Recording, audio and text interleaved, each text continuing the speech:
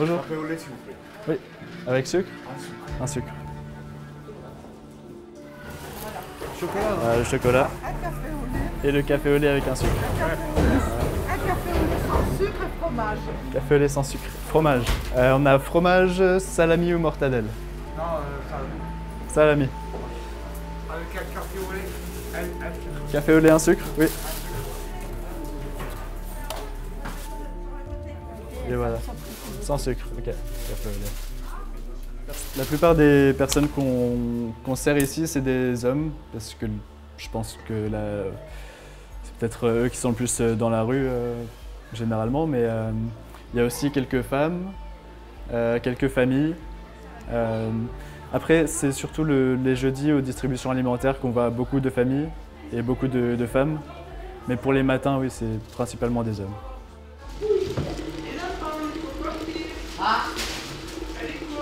Allez, hop là. Allez, alors,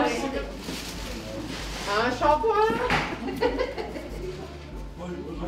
Donc, je m'appelle Bernard, j'ai 22 ans.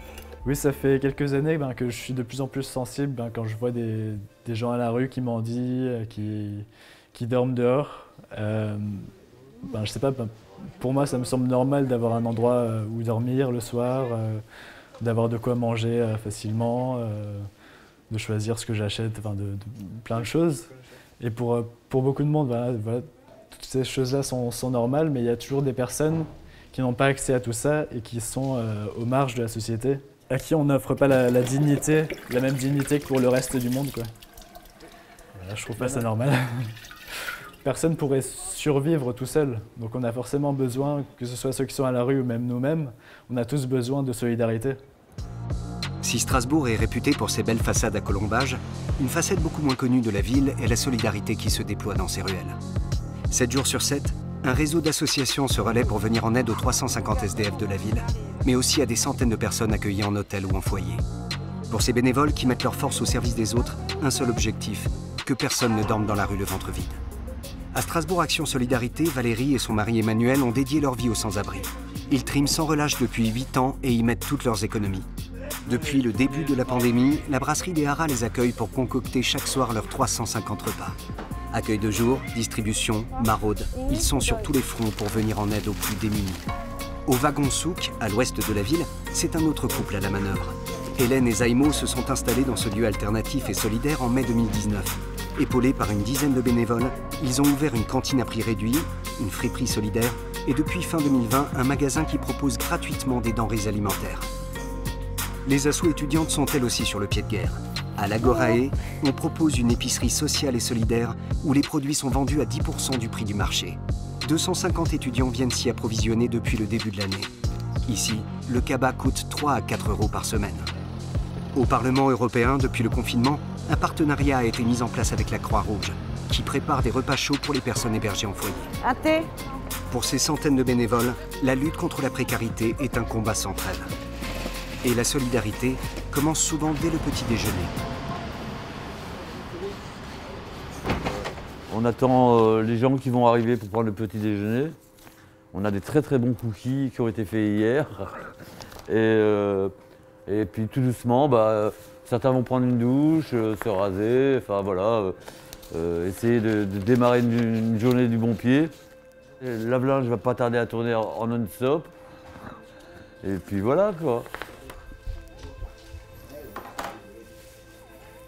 Bon, un bon petit café pour commencer la journée. Salut, ça va? Café. Oui. J'ai passé une très mauvaise journée. Très mauvaise nuit. Tu veux te raser? Tu veux... Alors tiens, je te donne un rasoir. Il y a de la mousse, je crois, là-bas. Au départ, en fait, nous, on avait une association, on s'occupait plus d'événementiel.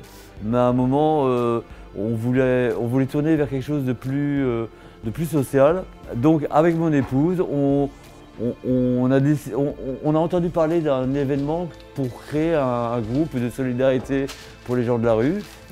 En fait, la semaine d'après, on distribuait notre première soupe. Je pense que si on avait attendu, on serait encore en train de se demander, 8 ans après, comment on va commencer. Et en fait, c'était un peu drôle parce qu'on a commencé sur notre cuisinière. Hein. Et sur notre cuisinière à la maison, on a fait jusqu'à 200 repas. Alors pour faire tenir des énormes casseroles en équilibre, c'était parfois très très chaud, quoi. Et puis notre maison est devenue un petit peu la maison du bonheur, hein, parce qu'il fallait accueillir tous les bénévoles, les légumes, etc. etc. Ça a duré comme ça pratiquement 7 ans. Ça faisait longtemps qu'on espérait avoir un local. Et lorsqu'il est arrivé, ça a quand même transformé notre vie, quoi.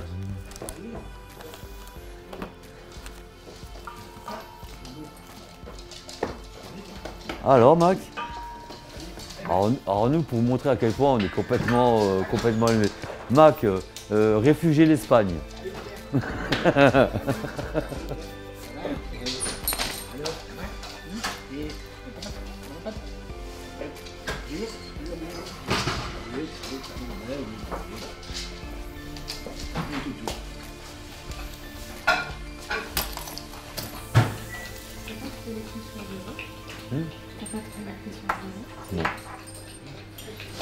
Bonjour Didier. Bonjour. Ça va?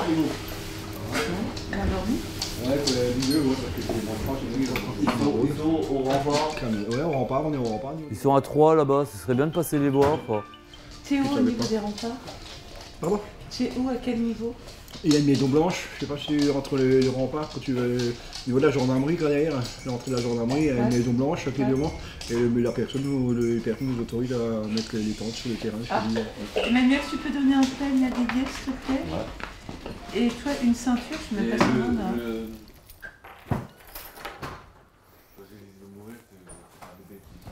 Toute ma famille est décédée, j'ai fait 8 mois d'hôpital.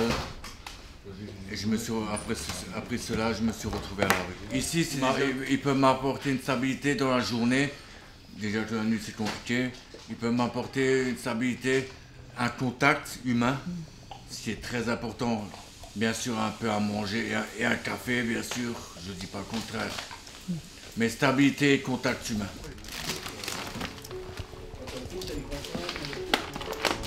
Avec l'arrivée du Covid, on a vu arriver des gens qui n'ont jamais fait appel à une aide alimentaire. Qui arrivaient à tenir, monsieur en intérim, madame faisait un petit peu les ménages. Tout ça, ça s'est effondré et ils se retrouvent avec leurs enfants dans le dénuement total. Et ben voilà, le temps que les prestations sociales type chômage ou autres se mettent en place, bah, ils n'ont rien. Et donc c'est très très dur pour eux et c'est aussi très très dur pour nous. Alors bien sûr on prend ça avec le sourire histoire de dédramatiser, mais le soir ça gamberge. Parce que les gens sont au bord des larmes quand même. Voilà.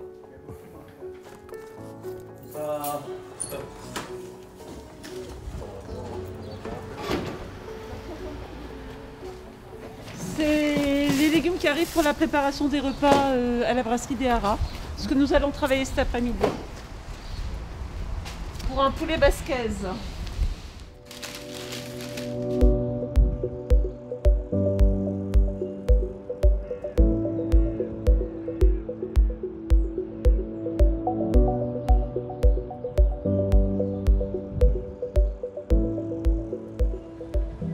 On vient ici au Parlement où nous attendent 250 repas pour 3 endroits différents. Là. Donc c'est le Parlement qui prépare les repas en fait, ce sont les cuisiniers du Parlement. Oui, ils préparent les repas.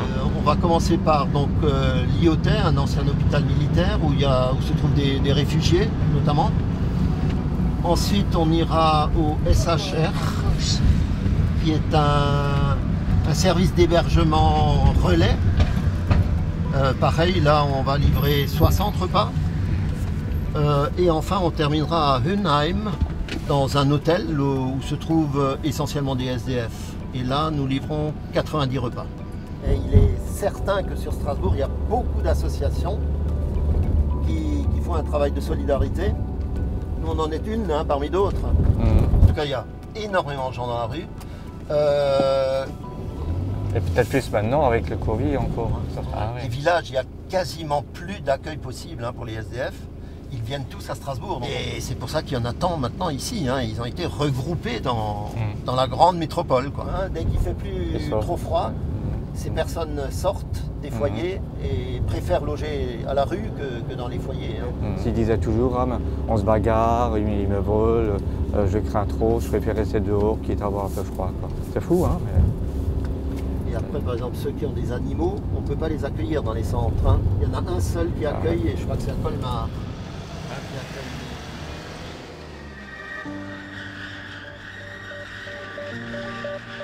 Bonjour.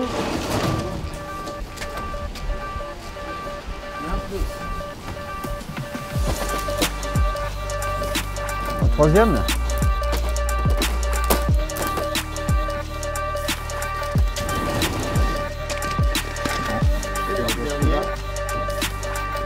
Dernier.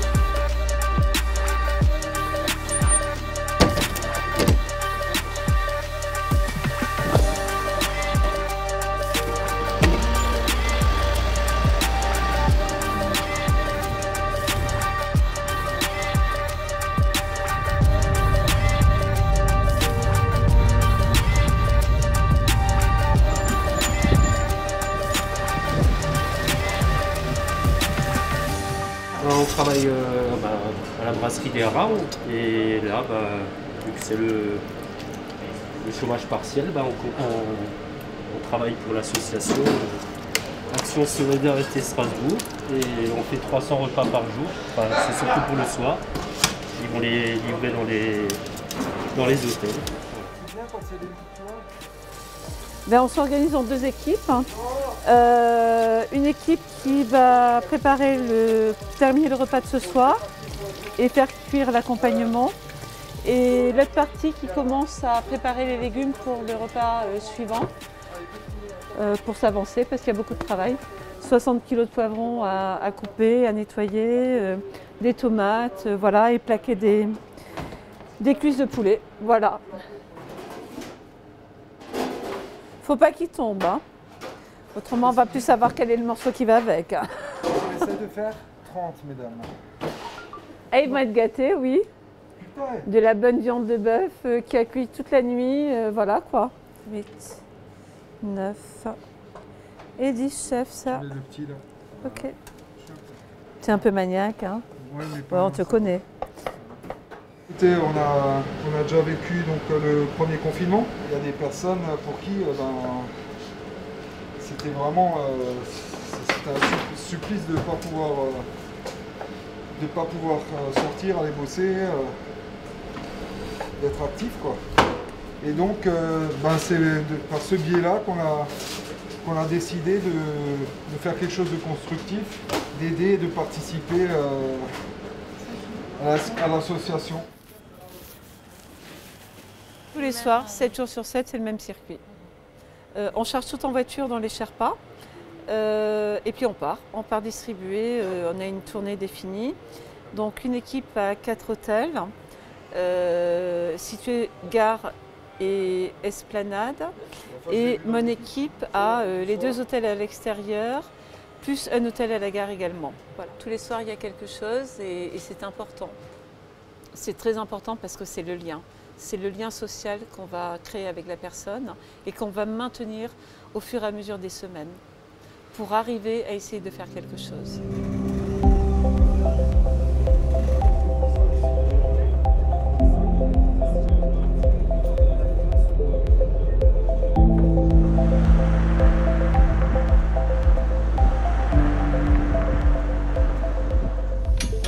C'est Josiane, on est en Vietnam. Non, c'est bon, il y en a plus de 4. Mais tiens. Ah bah il y a une... Tiens, il y a les deux là, T'inquiète. Vous allez mettre ça derrière. Comme ça, on trie d'abord. Je pense que j'ai fait tomber un truc. Là.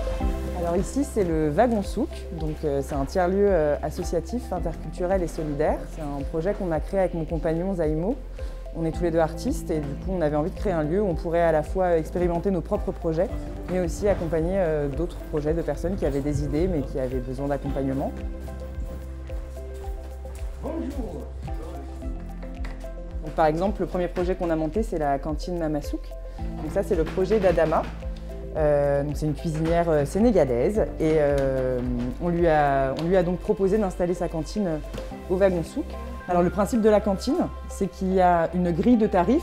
Donc il y a un tarif solidaire, un tarif basique et un tarif soutien. Et les personnes choisissent le tarif qu'elles vont payer. Donc par exemple, le tarif solidaire, c'est 3 € le plat. Et le tarif soutien, ça va être 8 € pour les personnes qui ont envie de soutenir l'association. Parce qu'on est une association qui est en autogestion. Et donc la cantine, la friperie et le dispensaire de plantes nous permettent de financer les actions de l'association et de financer le lieu.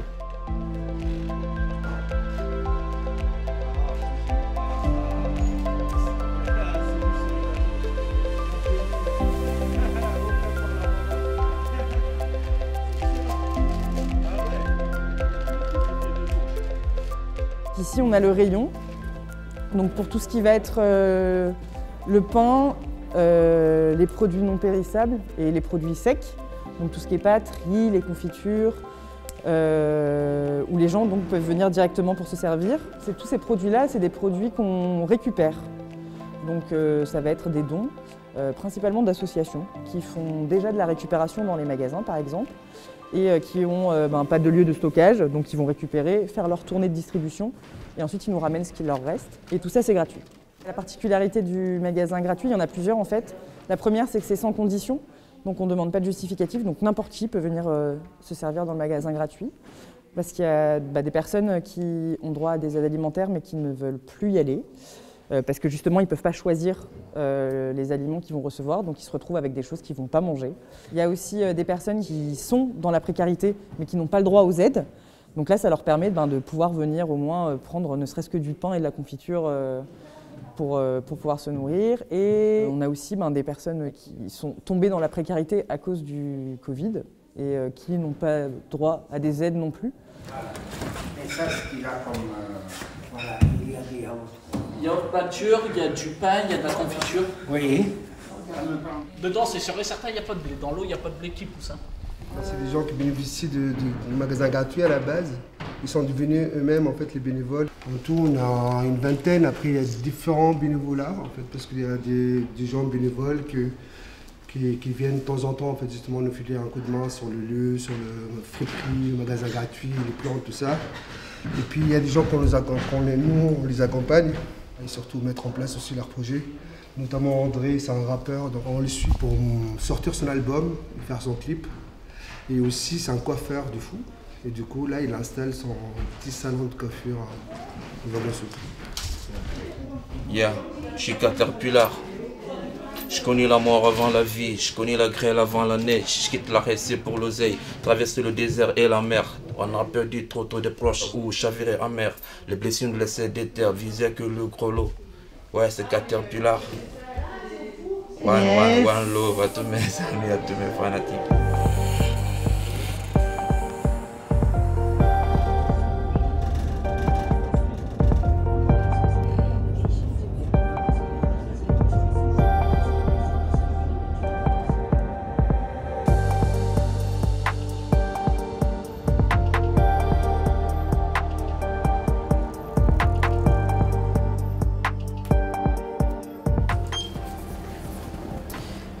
Est-ce que tu veux un petit panier comme ça à 50 centimes?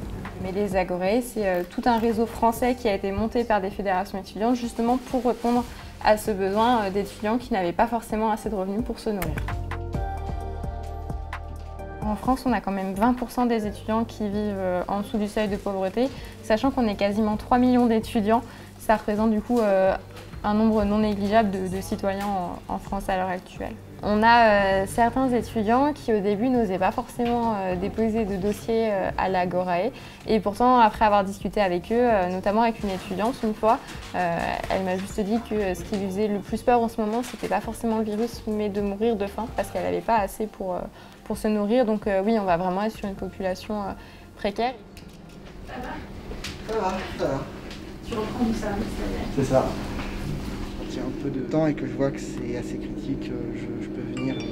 Je sais que j'aurai toujours la possibilité d'être bien accueilli, de nous servir et puis nous permettre de survivre surtout. Avant le confinement, j'arrivais plus ou moins à gérer. Et là, avec le confinement, des dépenses supplémentaires, des travails différents qui ont pu sauter parce que les entreprises ou les restaurants ne pouvaient plus accueillir, ça nous a tous mis vraiment dans une galère pas possible. C'est compliqué. mais je voulais pas trop en parler à mes parents parce que voilà, j'étais censé gérer mes dépenses comme je pouvais. Et bah, il y a un moment où j'ai été obligé de tirer la sonnette d'alarme et où j'ai pu venir ici et où j'ai pu être accueilli. Enfin, entre les agorae et les distributions chaque semaine, ça nous sauve pas mal la mise.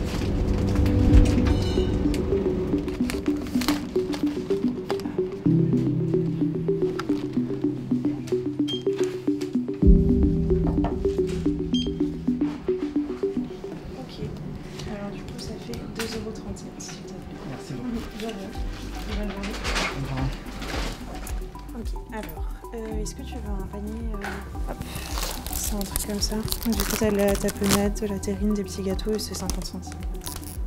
Non, c'est bon. Ok. Et est-ce que t'as déjà eu un sac solidaire?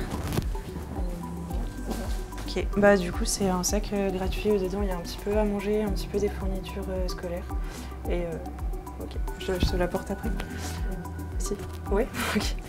Du coup, 1,41 €, s'il te plaît. Oui, merci. C'est important pour avoir un soutien, pour pouvoir se nourrir correctement, pour pas non plus, enfin quand on est tout le temps stressé à se demander comment on va arriver à manger ou ce genre de choses, on peut pas se concentrer correctement sur les études, etc. Et du coup, ben voilà.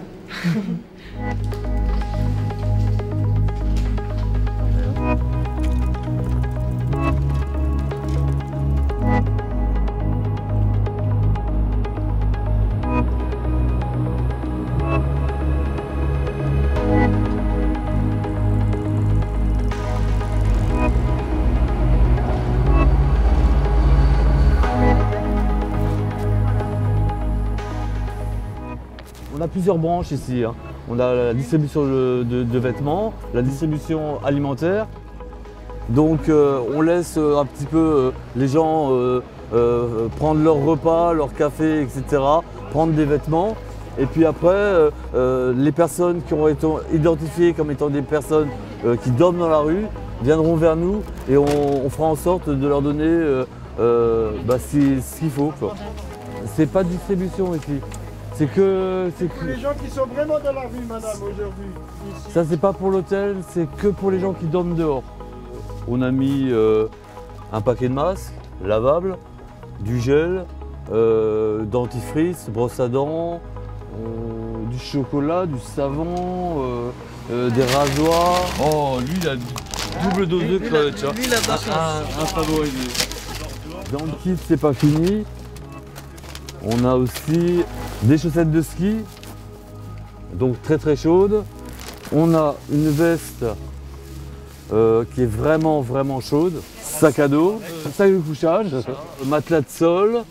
Qu'est-ce qu'on a d'autre? Bah voilà. La tente aussi. Ah, et la tente. Ah, salut. Qu'est-ce qu'on peut faire pour toi? Bah déjà raconte. Tu vis comment? Tu vis dehors? Mais dehors, t'as une tente, t'as quelque chose? T'as rien du tout quoi. Alors on va se faire un total. Comment tu t'appelles? Karim Emmanuel. On va lui faire un kit complet au monsieur? On le met dans le sac, ce qu'on peut mettre dans le sac. Après je sais pas comment on fait pour faire tenir la tente. Oh arrête mon grand, ça va aller.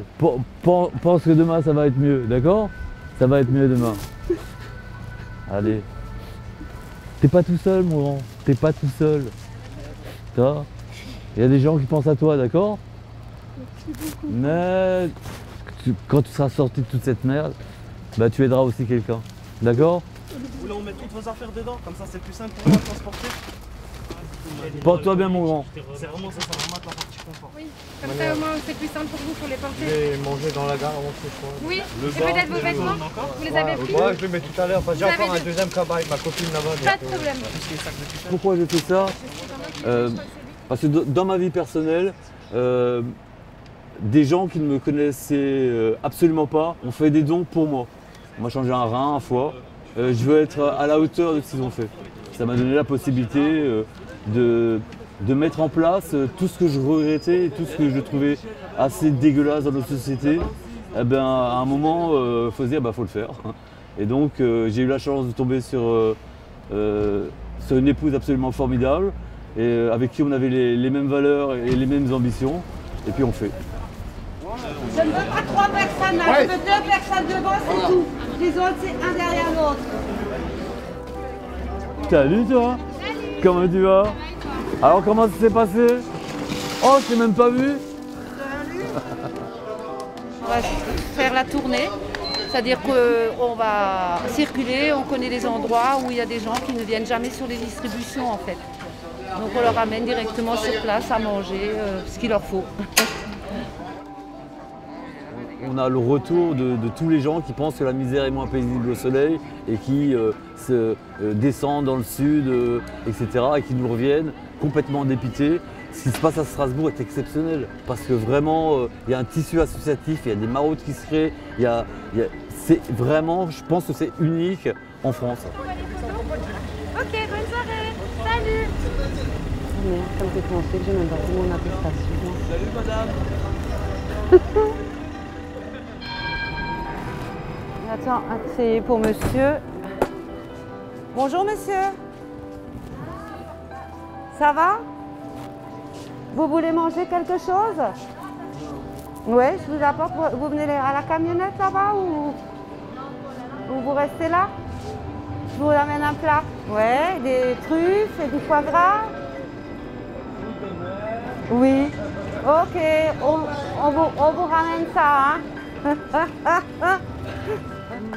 Voilà. Voilà. Merci beaucoup. Ça va? À vous santé. Allez, bon courage, bonne soirée. Après, normalement, il faut qu'on aille chez Rémi. Tu lui dis juste qu'on quitte la ville et il sait, quand on arrive, on lui klaxonne. Allô? Oui. Salut, joli cœur. Vous allez partir, hein? Voilà, on quitte la ville, là, hein? D'accord? Ouais, cool. Ok, on arrive, hein? Alors ça, c'est un monsieur qui vit dans un garage du côté de Roosevelt. Ça fait des années qu'il a loué ce garage, il a la retraite et tout, et il n'arrive pas à avoir d'appartement. Donc il a un garage qui loue 50 € je crois par mois. Par mois, et il vit dans ce garage. Ouais. Ça fait 7 ans qu'il vit et qu'il demande un logement. Franchement, c'est triste, hein? Parce qu'il est 63 ans, c'est dur, hein? Non, tu descends. Ah, tu te mets Mais là. non. Ah ouais, je me suis dit, punaise, Je peux donc attends. je peux Mais pas descendre. attends, on sait jamais, hein. Mais oui.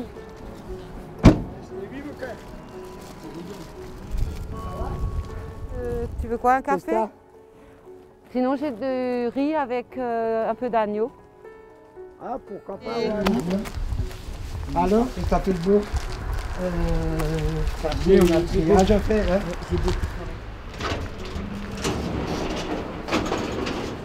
Qu'est-ce que t'avais pour moi, mon cœur? Ouais. On se voit samedi, tu viens me chercher samedi? Je viens te chercher, ouais. Hein? Oui, je viens te chercher. 9 Ça, je vais éteindre la bonne lumière, hein? Voilà. Hein. 9 h, je te cherche. Parce que c'est une batterie. Ouais. Là, c'est le chauffage. Et puis là, je piote, ça va faire 8. Ouais, vas-y, dis. Combien? Ouais, je crois 8 hivers que j'ai passé ici, puis je crois que je vais encore en passer un autre à la vitesse que ça va. Depuis 2005, tu sais combien que la communauté urbaine de Strasbourg m'a donné? 331 €. Et ça, c'est l'aide qu'on me donne. La seule chose qu'on sait te dire, ah, mais tu as le droit d'avoir l'APL. Oui, mais t'as pas de logement. Voilà. Ça sert à rien ton APL. Hein. Voilà. C'est ça qui me dégoûte. Ça te racaille, ça, lui. C'est fait chier hein, d'être comme ça. Hein. Toi, tu le récupères samedi alors? 9 h. 9 h? Tu m'appelles au moins à 8 h, hein? Ouais. Tu penses à te préparer un petit truc pour emmener, ok? Allez, on y va? À samedi, Rémi. Merci pour la visite.